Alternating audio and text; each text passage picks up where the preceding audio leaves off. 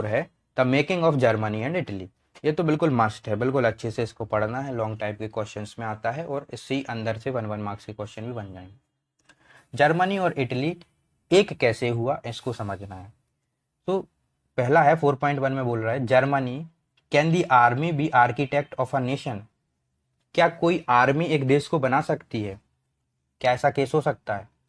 तो हो सकता है, बना सकती है। अभी समझेंगे कैसे बन गया।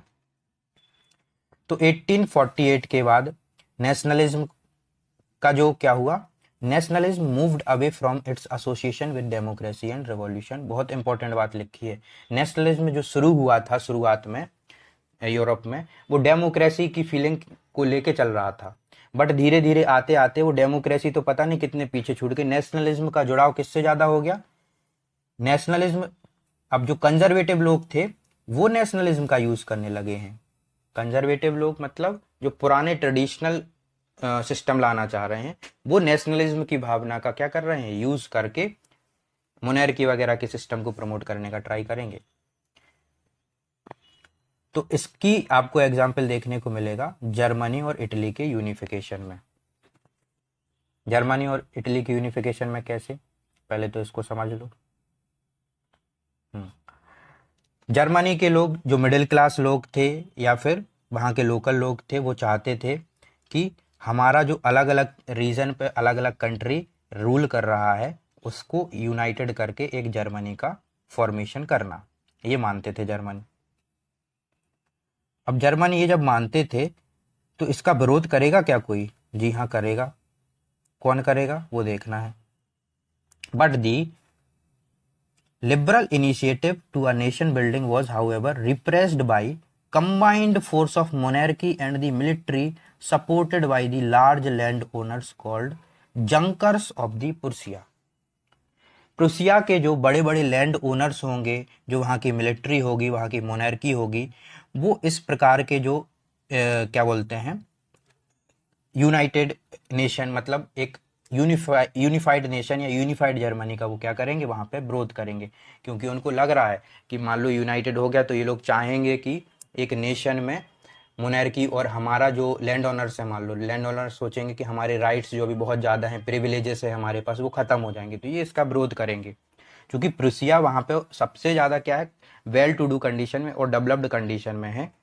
तो वहाँ के जो सबसे पहले तो एक नंबर का क्वेश्चन यही है कि जो जंकर्स थे, कौन थे जंकर्स? जो प्रुसिया के जो लार्ज लैंड ओनर्स थे उनको बोलते थे जंकर्स। ये लोग विरोध कर रहे हैं। उसके बाद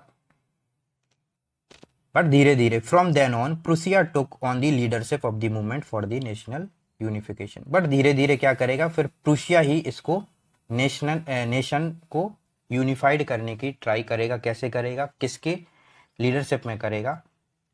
वो करेगा chief minister Otto von Bismarck.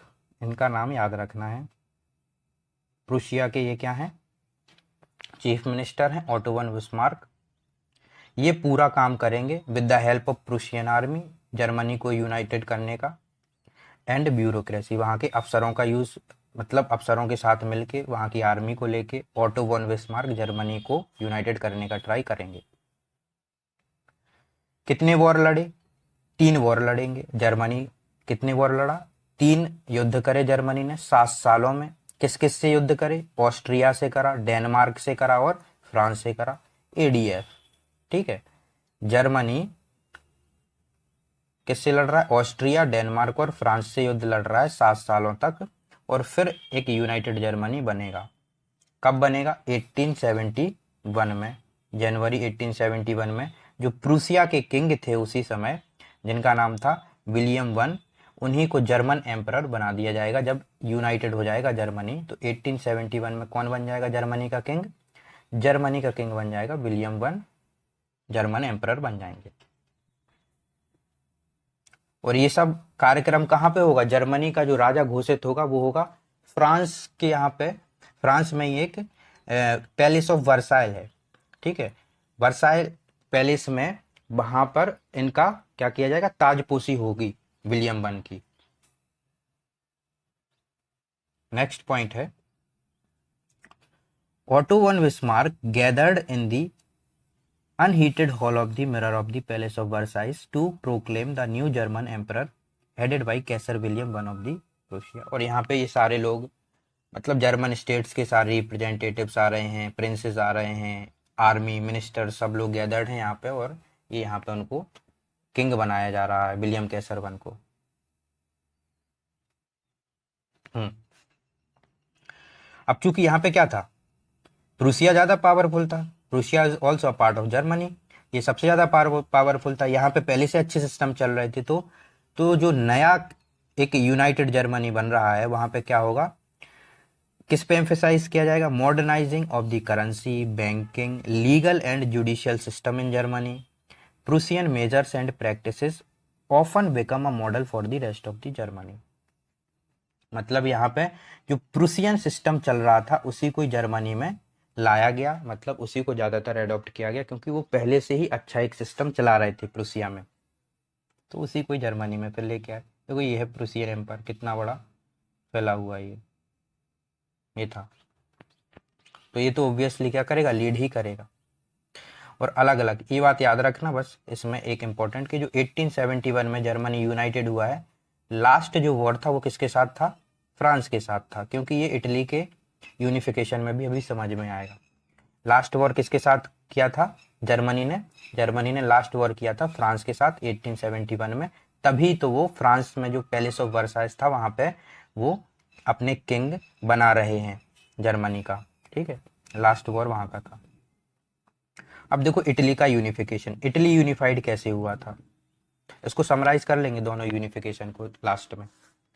Italy कैसे यूनिफाइड हुआ था, इटली का यूनिफिकेशन, पहले तो ये समझ लो इटली पे कौन कौन राज कर रहा था, ठीक है। इटली पे पहले तो सेवरल डायनेस्टिक स्टेट थे, अलग अलग स्टेट में बटा हुआ था। यहाँ पर हैप्सबर्ग एम्पायर भी क्या कर रहा था, रूल कर रहा था। इटली मेजरली कितने 7 स्टेट में डिवाइडेड था, ठीक। 7 स्टेट में यदि डिवाइडेड था इटली ऐसा, तो इसमें सिर्फ एक ही स्टेट ऐसा था जिसका नाम था सार्डिनिया पीडमोंट, उसमें ही एक अकेला रूलर था जो इटालियन था, ठीक है। एकमात्र 7 स्टेट में एकमात्र रूलर इटली का था, बाकी सारे बाहर के थे वो, ठीक है।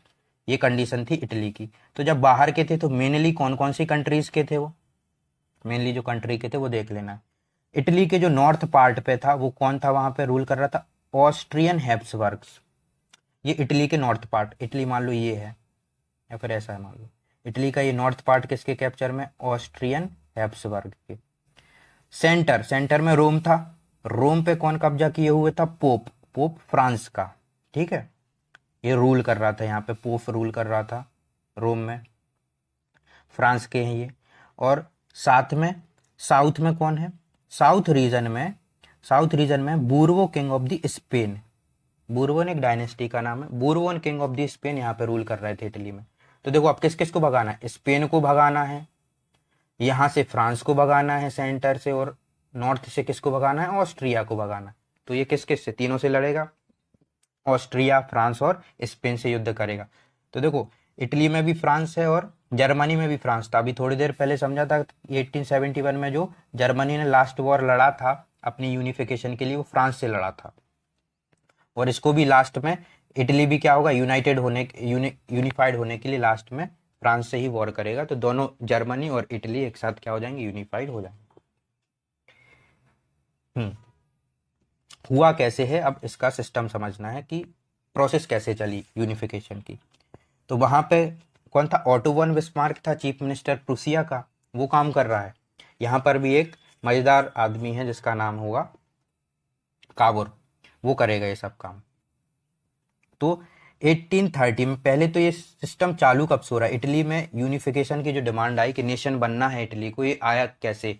तो जब ग्यूस्पे मेजनी के बारे में पढ़ा था उसने तो क्या बोला था कि धरती पे मानव भगवान ने भेजा ही इसलिए है कि वो एक नेशन बना के रह पाए, उसने यही बोला था। तो इसके विचारों से ही क्या हो गया, इटली के यूनिफिकेशन का जो वातावरण था इटली में वो बन रहा है, यही बना रहा है। बट क्या हो रहा है, जो रेवोल्यूशनरी अपराइजिंग है, जो मूवमेंट है, वो फेल हो रहे हैं, वो इतने ज़्यादा बड़े लेवल पे हो नहीं पा रहे हैं। जब इतने ज़्यादा बड़े लेवल पे हो नहीं पाएंगे तो सार्डिन या पीडमोंट का जो किंग था वो इटालियन था, और जिसका नाम था क्या, विक्टर एमेनुएल टू, उसके किंग का नाम था विक्टर एमेनुएल टू। अब ये विक्टर एमेनुएल टू ही क्या काम करेगा, लीडरशिप करेगा यहाँ पर कि सार्डिनिया पीडमोंट स्टेट लीडरशिप करेगा पूरे इटली को यूनिफाइड करने के लिए। तो राजा खुद तो पहुंच नहीं जाएंगे घोड़ा लेके, राजा के साथ कौन होगा, राजा का चीफ मिनिस्टर वो काम करेगा। तो chief minister Cavour who led the movement to unify the region of Italy was neither a revolutionary nor a democratic। ना तो एक क्रांतिकारी था ना डेमोक्रेटिक, मतलब डिप्लोमेसी वगैरह भी नहीं करता था, लेकिन बहुत चतुर प्राणी था। कैसे था, यही सब काम करेगा। देखो प्रूसिया पावरफुल था, उसके पास आर्मी पावर था, इसलिए उसने क्या किया, सबको हरा दिया और उसने यूनिफाइड कर लिया जर्मनी। ये नहीं था इतना पावरफुल, ये दिमागदार था, इसने दिमाग से किया। पहले देखो सबसे पहले क्या करेगा, ये ऑस्ट्रियन फोर्सेस को हराएगा। जो नॉर्थ में ऑस्ट्रियन फोर्सेस हैं, ऑस्ट्रिया कब्जा करे है इटली के नॉर्थ पार्ट में, उसको हराएगा। कैसे हराएगा, ये टैक्टफुल डिप्लोमेटिक अलायंस करेगा फ्रांस के साथ। फ्रांस के साथ एक ट्रीटी कर लेगा, बोलेगा देखो हम नॉर्थ में जाके क्या कर रहे हैं, यहाँ पे इटली में नॉर्थ है, सेंटर में है फ्रांस, यहाँ पे है इटली। अब ये भाई साहब फ्रांस से कर लेंगे ट्रीटी, बोलेंगे कि हम इस पे आक्रमण कर रहे हैं, इनको हमको भगाना है इटली से, नॉर्थ से, और जो भी हम यहाँ पे क्या करेंगे, रीजन मान लो इतना बड़ा रीजन जीते तो फ्रांस से बोल देंगे कि आधा आप ले लेना आधा हम ले लेंगे, ये बोल दिया। तो फ्रांस खुश, फ्रांस ने कहा ठीक है ऑस्ट्रिया को भगाओ, आधा हमको दे दो आधा तुम रख लो। तो ऑस्ट्रिया को क्या हुआ, ऑस्ट्रिया को 1859 में फ्रांस को साथ में लेके कावुर ने इस पे हमला किया ऑस्ट्रिया पे, ऑस्ट्रिया हार गया और इसका आधा पार्ट फ्रांस को दे दिया। फ्रांस भी खुश और कावुर भी खुश कि भाई चलो थोड़ा पार्ट तो हमारे पास इटली का आ गया। इसके बाद क्या होगा, इसके बाद साउथ में कौन थे इटली के, यदि साउथ में देखो तो यहाँ पे बूरबोन किंग थे स्पेन के। इनको हराने के लिए ग्यूसेप्पे गैरिबाल्डी, ये एक नेशनलिस्ट क्या था, फ्रीडम फाइटर था, ये जाएगा साउथ में वॉलेंटियर सेना लेके, ये साउथ में जाएगा, वहां के लोकल लोगों को साथ में लेके क्या करेगा, वहां पे रिवोल्ट कर देगा। किसके अगेंस्ट कर देगा रिवोल्ट, वहां के बूरबोन किंग के खिलाफ। तो वहां के बूरबोन किंग हट जाएंगे, ठीक है। और 1861 में वहां से ये भाग के चला गया, तो अकेला फ्रांस बचा। अब 1861 में ही क्या बन जाएगा, 1861 में ही बन गया अपना फ्रांस इटली का किंग। इटली का किंग कौन बना, Victor Emmanuel II was proclaimed king of the united Italy. अभी चूंकि यूनाइटेड पूरी तरीके से नहीं हुआ, कुछ पार्ट अभी भी फ्रांस के पास है, बीच का पार्ट, ठीक है, लेकिन अभी बना दिया गया है क्योंकि अभी फ्रांस से दुश्मनी नहीं लेना चाह रहा है। लेकिन अब ये एक्चुअली पूरा इटली यूनाइटेड कब हो जाएगा, 1871 में। 1871 में जब जर्मनी किसको हराएगा, जब जर्मनी फ्रांस को हराएगा, तो ये काबुर क्या करेगा, इटली और जर्मनी साथ हो जाएंगे, बोलेंगे कि अरे तुम्हारे यहाँ भी फ्रांस है, हमारे यहाँ भी फ्रांस है, हम दोनों साथ में क्या करते हैं, लड़ते हैं। तो जर्मनी से भी फ्रांस भाग जाएगा और इटली से भी भाग जाएगा फ्रांस, और 1871 में क्या हो जाएगा, इटली पूरा सही कंप्लीट तरीके से यूनिफाइड हो जाएगा। बट क्वेश्चन आता है कि एम्परर कब बन गया था यूनाइटेड इटली का, तो 1861 में बन गया था। दोनों चीजों में कंफ्यूज मत होना। बट इतना ज्यादा पॉपुलैरिटी थी नहीं, अब लोग वहां पे पढ़े लिखे थे इटली में, तो एक वर्ड चला लेटा, हाँ इटालिया, इटालिया एक वर्ड चला कि यूनिफाइड इटली को इटालिया बोला गया। तो वहां के जो कॉमन लोग थे जो साउथ में, साउथ इटली में, तो वहां पे ये समझते थे इटालिया मतलब लाटालिया, लाटालिया को वो समझते थे क्या है, ये विक्टर इमैनुअल जो किंग बना है उसकी वाइफ का नाम है लाटालिया। मतलब उनको इतना ज्यादा नॉलेज नहीं था इस नेशन के बारे में कि क्या बन रहा है क्या नहीं बन रहा है। ये सिस्टम था किसका, unification of Germany and Italy. यहां से आप देख सकते हो मैप से, ये सार्डिनिया जहां से लीडरशिप हो रही है, ये Lombardy, Venetia, Habsburg, Austrian empire यहाँ था। यहाँ पे किंगडम ऑफ टू सिसिली जहाँ पे गैरीवाल्डी गया था, साउथ स्पेन को हराया था। यहाँ बीच में फ्रांस कब्जा जमाए हुए है, इनको फ्रांस को यहाँ से भगाएंगे, ठीक है। इस तरीके से इन्होंने भगा दिया। ये थी यूनिफिकेशन ऑफ जर्मनी, इटली और जर्मनी दोनों पढ़ लिया।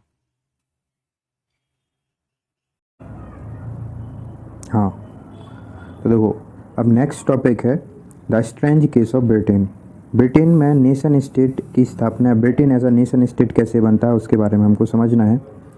तो Britain as a nation state बनने से पहले ये समझ लो कि ब्रिटेन जब नेशन बन रहा है तो कोई एक पर्टिकुलर इवेंट नहीं है जिसके बाद वो बन गया हो। Britain as a nation state जब बन रहा है तो उसके पीछे सीरीज़ ऑफ इवेंट्स रहीं। उसके पीछे सीरीज़ ऑफ इवेंट्स कौन कौन सी रहीं, 2-3 के बारे में हमको पहले समझना है। इसमें पहली चीज़ ये है कि जो ब्रिटेन है, Britain comprises of the different ethnic groups. Britain में इंग्लिश लोग भी हैं, ब्रिटेन में वेल्स लोग भी हैं, स्कॉट भी हैं, जिनको आयरिश भी बोलते हैं। तो ब्रिटेन इन सब डिफरेंट एथनिक ग्रुप से मिलके बना हुआ है और इनका खुद का अपना अलग कल्चर था, अपने पॉलिटिकल ट्रेडिशन थे, अपने क्या थे, सब के कस्टम्स डिफरेंट थे। अब लेकिन धीरे धीरे क्या होगा, इंग्लिश लोग पावर में और वेल्थ में आगे बढ़ते जाएंगे और वेल्थ में और पावर में जब ये लोग आगे बढ़ेंगे तो इसी का इंग्लिश लोगों का इन्फ्लुएंस होगा दूसरे नेशन आइलैंड जैसे स्कॉट पे, जैसे आयरलैंड पर, इन्हीं का ओवर पावर होने लगेगा। तो इनमें सबसे पहली इवेंट है जब इंग्लिश पार्लियामेंट ने किससे पावर ले लिया, इंग्लिश पार्लियामेंट बनी और उसने मोनार्की हटा के इंग्लैंड से 1688 में वहाँ पर इंग्लिश पार्लियामेंट बना दी। यानी मोनार्की हट गई वहाँ पे और क्या आ गया, इंग्लिश पार्लियामेंट आ गई। पार्लियामेंट सिस्टम अब वहाँ पर चालू होगा। इसके बाद नेक्स्ट जो चीज़ होगी वो ये होगी the act of union. The act of union हो रहा है 1707 में। किस किस के बीच में हो रहा है, इंग्लैंड के बीच में और स्कॉटलैंड के बीच में। अब इंग्लैंड और स्कॉटलैंड के बीच में जब एक्ट ऑफ यूनियन हुआ तो इसी से क्या फॉर्म हुआ, जिसको हम बोलते हैं यूके यानी United kingdom of great Britain. United kingdom of great Britain बन रहा है द एक्ट ऑफ यूनियन 1707 से। किस किस के बीच में हुआ था, इंग्लैंड और स्कॉटलैंड के बीच में हुआ था।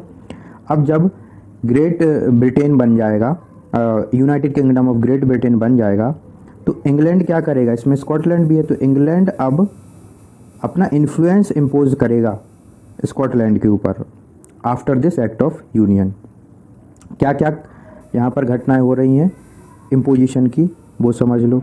अब ब्रिटेन स्कॉटलैंड में क्या हुआ, स्कॉटलैंड में कैथोलिक लोग रहते थे जो ज़्यादा, उनको सप्रेस किया जाएगा, उनके कल्चर को सप्रेस किया जाएगा और जब वो इसके खिलाफ आवाज़ उठाएंगे तो उनको क्या किया जाएगा, उनको दबा दिया जाएगा।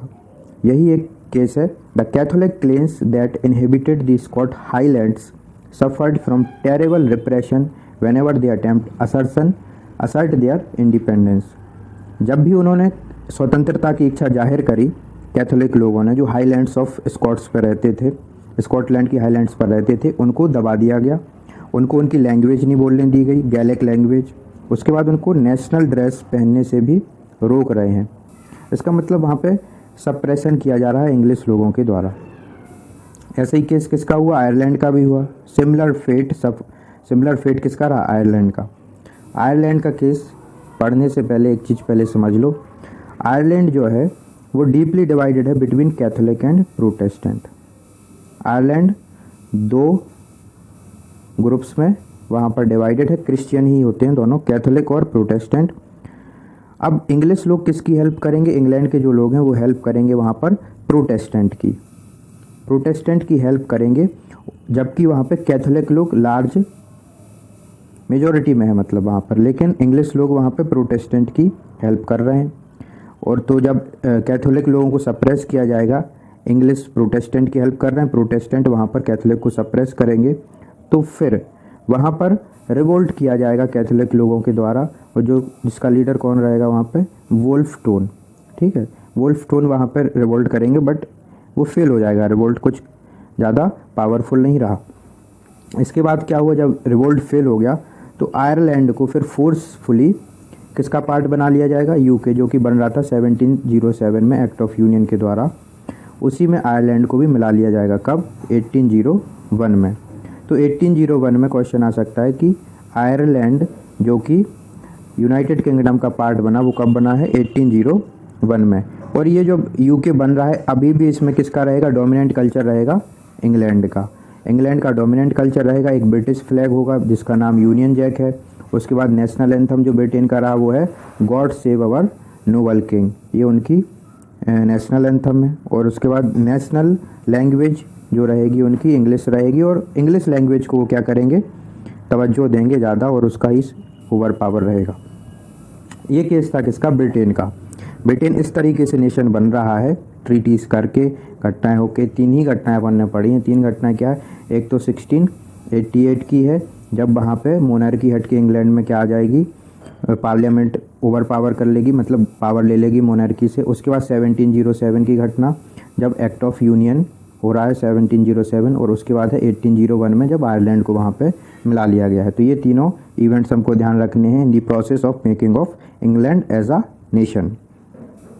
इसके बाद नेक्स्ट है हमारा visualizing the nation. Visualizing the nation में क्या है, artist in the 18th century and 19th century क्या करने लगे, वो नेशन को पर्सोनीफाई करने लगे। नेशन को पर्सोनीफाई मतलब नेशन को दिखलाना एक किसी देवी देवता या किसी इंसान या वस्तु के माध्यम से रिप्रेजेंट करने लगे। जनरली जो रिप्रेजेंट किया गया नेशन को वो किया गया फीमेल फिगर के माध्यम से। फीमेल एलेगोरी का ज़्यादा यूज़ किया गया टू रिप्रेजेंट अ नेशन।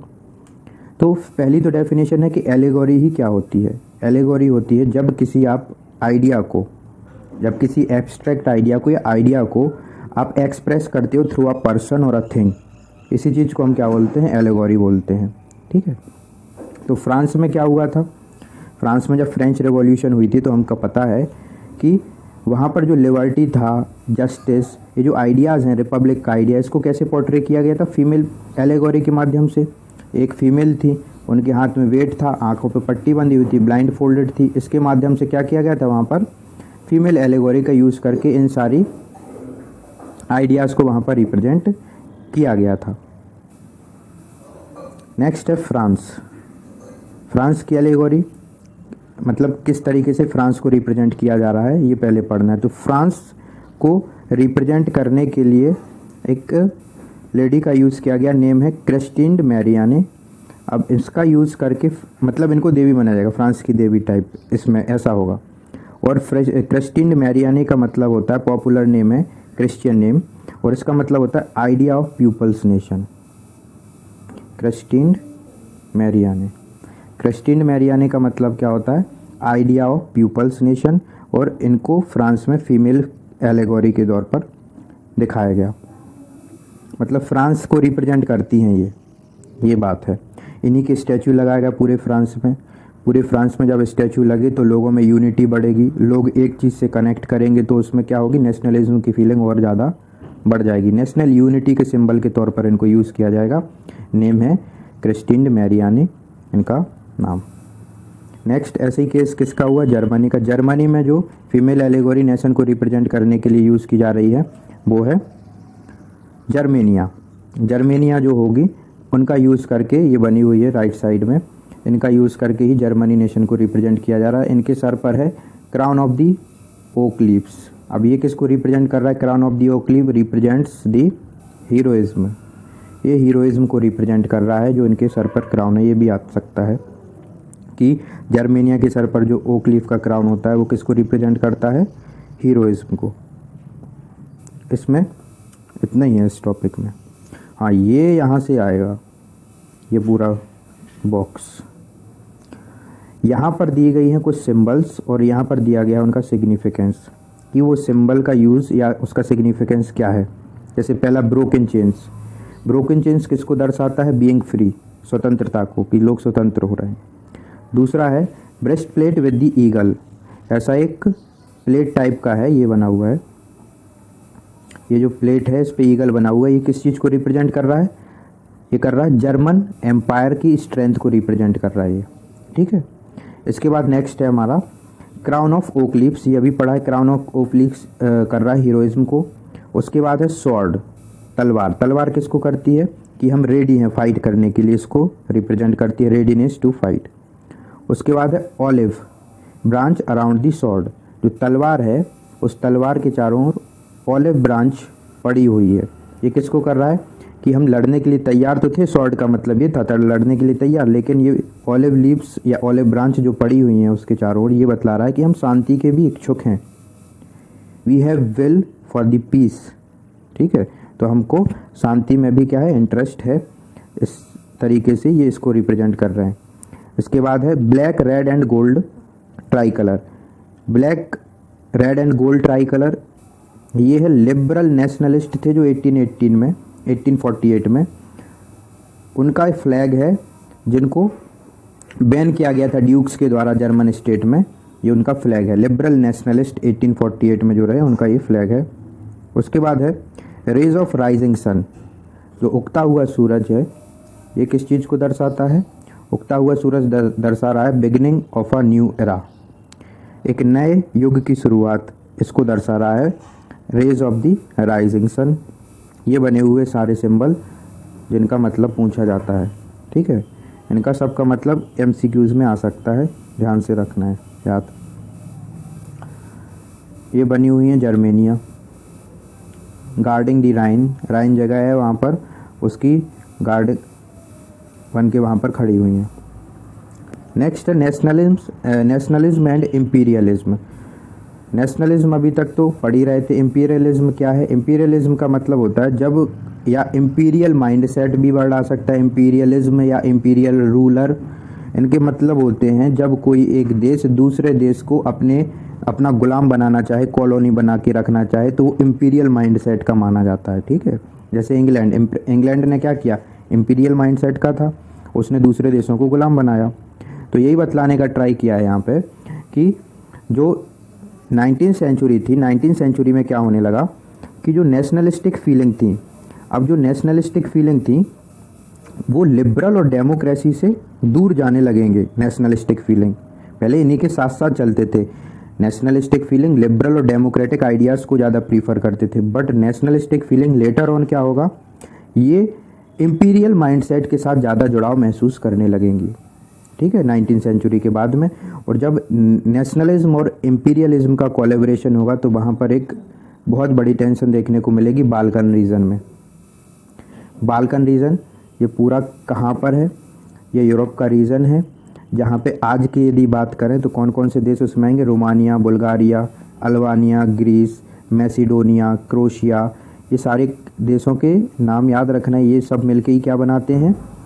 पहले का जो बाल्कन रीजन था ये वो बनाते थे बाल्कन रीजन। तो यही आता है कि बाल्कन रीजन क्या है, क्या समझते हो आप बाल्कन रीजन से, या कौन सी कंट्रीज़ मिलके बाल्कन रीजन बनाते हैं? तो 7-8 रीजन याद रख लो, Romania, Bulgaria, Albania, Greece, Macedonia, Bosnia Herzegovina, Slovenia, Serbia, ये सब मिलके क्या बनाएंगे? बाल्कन रीजन बनाते हैं। अब यहाँ पे होगा क्या? यहाँ पे जो लोग रहते थे इस बाल्कन रीजन में उनको बोलते थे स्लैब या स्लाब बोलते हैं इनको, ठीक है। तो स्लाब जब यहाँ पे लोग रहने वालों को स्लाब कहते हैं, और ये इस वाले पूरे रीजन को बाल्कन रीजन कहते हैं, सारी कंट्रीज से मिलके जो बना है। लेकिन यहाँ पर रूल किसका चला आ रहा था? जैसे ग्रीस इसमें है, तो ग्रीस में अपन ने पढ़ा था जब ग्रीस में वॉर हुआ था इंडिपेंडेंस के लिए, तो वहाँ पे ऑटोमन एम्पायर का ये यहाँ पे क्या है? रूल है। तो ऑटोमन एम्पायर से ये लोग अलग होना चाहेंगे जब नेशनलिस्टिक फीलिंग यहाँ पे डेवलप होंगी तब। देखो ऑटोमन एम्पायर यहाँ पे टूटने की कगार पर है, ऑटोमन एम्पायर टूट ही रहा है, लेकिन वो क्या करेंगे? ऑटोमन एम्पायर बचने के लिए उस समय पे कुछ ऐसे मॉडर्नाइजेशन या कुछ ऐसे रिफॉर्म करेंगे अपने सिस्टम में, इंटरनल रिफॉर्म्स करेंगे, जिससे क्या हो, दूसरे देश इससे टूट के अलग ना हो, ऐसे कुछ वो रिफॉर्म करेंगे। बट फिर भी क्या होता है? बच नहीं पाएगा, ऑटोमन एम्पायर टूटता ही है, क्योंकि सारे जो यहाँ पर रीजन हैं सबकी खुद की अलग अलग नेशनैलिटी है, मतलब सबका डिफरेंट डिफरेंट कल्चर है इस रीजन के, बाल्कन रीजन के। बहुत पॉलिटिकली कल्चरली डाइवर्स था ये पूरा, ठीक है। इसके बाद यूज्ड, हाँ, the Balkan people based on their claims for the independence. अब बाल्कन रीजन वाले जो लोग हैं वो अपनी हिस्ट्री दिखा के, सारे जो स्लेब्स वगैरह रह रहे हैं वहाँ पर, वो अपनी हिस्ट्री को याद करके सोचेंगे कि हम पहले क्या थे? इंडिपेंडेंट थे, हम पर कोई राज नहीं करता था, कोई फॉरेन रूलर हमारे ऊपर रूल नहीं कर रहा था। इससे वो क्या करेंगे? उसमें नेशनलिस्टिक फीलिंग आएगी और फिर वो इस ऑटोमन एम्पायर से फ्री होने के लिए मूवमेंट करेंगे। जब डिफरेंट स्लेविक नेशंस जो हैं अलग अलग हो रहे थे, तो टेंशन ये नहीं थी कि ये ऑटोमन एम्पायर से अलग हो रहा है, टेंशन ये भी थी जो ये अलग अलग हो रहा है, मान लो डिफरेंट रीजन, इनमें आपस में भी कंपटीशन चल रहा था कि कौन कितने ज़्यादा बड़े रीजन को कैप्चर करेगा। तो इनमें फाइट क्या होने लगी? इंटरनल फाइट भी होने लगी कि ज़्यादा रीजन को कौन कैप्चर करेगा, किसका नेशन ज़्यादा बड़ा होगा एरिया वाइज। ये वाली भी यहाँ पर टेंशन क्रिएट हुई, और ये वाली टेंशन क्रिएट कम हुई। इसके साथ साथ इसी रीजन में कौन फाइट कर रहा है? इसी रीजन में बिग पावर्स लाइक रसिया, जर्मनी, इंग्लैंड और ऑस्ट्रिया, हंगरी, ये सब भी इस रीजन में क्या कर रहे हैं, आंख बनाए हुए हैं कि रसिया ज़्यादा पावर या रसिया सपोर्टेड कंट्रीज ज़्यादा पावर ना ले लें या जर्मनी सपोर्टेड कंट्रीज ज़्यादा पावर ना ले लें। तो ये आपस में, ये बिग पावर्स हैं, एक दूसरे को बैलेंस करने का ट्राई करेंगे। तो डबल गेम है। एक तो वहाँ पे ऑटोमन एम्पायर का जो बाल्कन रीजन है, वहाँ पे डिफरेंट एथनिसिटी के लोग हैं, वो क्या कर रहे हैं, अलग अलग नेशन बन रहे हैं वहाँ पे। तो वो आपस में इंटरनल फाइट हो रही है वहाँ पे, ज़्यादा रीजन कैप्चर करने के लिए, ज़्यादा बड़ा नेशन बनाने के लिए। साथ में ये जो बिग पावर्स हैं, ये भी इंटरेस्टेड हैं इस रीजन में। क्यों? क्योंकि ये चाहते हैं कि एक दूसरे के सपोर्ट की जो कंट्रीज़ हैं वो ज़्यादा ओवर पावर ना हो जाए यहाँ पे। क्योंकि फ्यूचर में क्या होगा, इस रीजन के जो मान लो यहाँ से 4 कंट्रीज़ बनी और 4 कंट्रीज़ कौन सी हैं, जर्मन सपोर्ट की हैं, तो क्या होगा, रसिया को दिक्कत होने लगेगी। ठीक है, मान लो ऐसे ही क्या हुआ, इंग्लैंड सपोर्ट की हैं तो दूसरे देश को दिक्कत होने लगेगी। इस चीज़ को बैलेंस करने के लिए बिग पावर भी यहाँ पे क्या कर रहे हैं, इंटरनली फाइट कर रहे हैं यहीं पे। तो ये है टेंशन बाल्कन रीजन की। और जब बिग पावर भी क्या है वहाँ पर फाइट कर रहे हैं बाल्कन रीजन में, और इंटरनली जो वहाँ पर डिफरेंट बाल्कन स्टेट्स बन रहे हैं, नेशन स्टेट, वो भी आपस में फाइट कर रहे हैं, तो इसका रिजल्ट एट द एंड क्या होगा, इसका रिजल्ट होगा वर्ल्ड वॉर 1। सिंपल सा केस है, क्या हो जाएगा, nationalism allied with the imperialism led Europe to the disaster in 1914। जब नेशनलिज्म बहुत ज़्यादा इंटीग्रेट किसके साथ हो गया, इंपीरियलिज्म के साथ हो गया, अपनी टेरिटरीज एक्सटेंड करने की जो होड़ लग गई सभी देशों में, हम ज़्यादा बड़ा बनेंगे, हम ज़्यादा बड़ा बनेंगे, तो इसका पूरा रिजल्ट जो निकला वो आएगा वर्ल्ड वॉर 1 होगा फिर 1914 में। ये यहाँ पे एक क्वेश्चन आ सकता है कि 1914 का डिज़ास्टर किस कारण से हुआ। 1914 का डिज़ास्टर हो रहा है जब नेशनलिज्म और इंपीरियलिज्म दोनों एक साथ चलने लगे, अलाइंड हो जाएंगे एक ही साथ में। ठीक है, तो उससे होगा। इसके बाद है जब बहुत ज़्यादा कॉलोनीज़ बनी, और कॉलोनीज़ बनने के बाद मतलब गुलाम देशों में भी क्या होगा, एक टाइप का नेशनलिस्टिक सेंटीमेंट फिर जागेगा। जब गुलाम देशों में जो कॉलोनी बन रही हैं उनमें नेशनलिस्टिक फीलिंग जागेगी, तो वहाँ पर वो क्या करेंगे, एंटी कॉलोनियल मूवमेंट करेंगे। जब वहाँ पर एंटी कॉलोनियल मूवमेंट होगा तो सारे देश के लोग इकट्ठा होकर मूवमेंट करेंगे, और जब पूरे देश के लोग इकट्ठा होंगे तो उनमें भी नेशनलिज्म की फीलिंग आएगी। जैसे लेट्स से इंडिया में इंग्लैंड ने क्या किया था, इंग्लैंड ने गुलाम बनाया हुआ था, तो इंडिया में सारे लोग इकट्ठा होकर फाइट करें इंग्लैंड के खिलाफ। जब इंग्लैंड के खिलाफ फाइट करें तो इंडिया में भी क्या हुई, नेशनलिस्टिक फीलिंग डेवलप हुई। तो नेशनलिस्टिक फीलिंग हर एक देश में डेवलप हुई हैं 18-19 सेंचुरी के दौरान में। उसका रीज़न डिफरेंट हो सकता है, बट एट द एंड सारे क्या बने, नेशन स्टेट बने। जैसा कि ग्यूसेप्पे मैजिनी ने बोला था कि ये भगवान की इच्छा है कि लोग धरती पे आए हैं तो क्या बनने के लिए आए हैं, कि उनको आपस में मिलकर एक नेशन स्टेट बनाना है। तो लास्ट पॉइंट रिमार्क यही है इस चैप्टर में कि हर देश में नेशनलिज्म की जो क्या बोलते हैं एक टाइप से वैरायटी है, वो डिफरेंट है हर नेशन में। सबका पर्सपेक्टिव नेशनलिज्म को लेकर डिफरेंट है, but at the end nationalism से क्या बने, नेशन स्टेट बन रहे हैं। ये उसका रिजल्ट है, और एट द एंड सब नेशन स्टेट बन जाएंगे। क्योंकि यदि आप इसके आगे पढ़ोगे कभी तो ये रहेगा कि इंडिया का जो नेशनलिज्म है वो फिलॉसफी दूसरी है नेशनलिज्म की इंडिया में, और जबकि इस चैप्टर में जो हमने नेशन स्टेट वर्ड पढ़ा है कि same culture, same ethnicity, same history, ये सब होना चाहिए, ये डिफरेंट फिलॉसफी है नेशनलिज्म के लिए। तो अलग अलग रीजन के लोग अलग अलग क्या रख रहे हैं, नेशनलिज्म की वैरायटी है, बट एट द एंड सभी लोग नेशन स्टेट के तौर पर बन के आएंगे। तो इस चैप्टर में बस इतना ही था, क्वेश्चन आंसर है नेक्स्ट वीडियो में होगा। तो आई होप आप सभी को ये चैप्टर समझ में आया होगा। तो थैंक यू।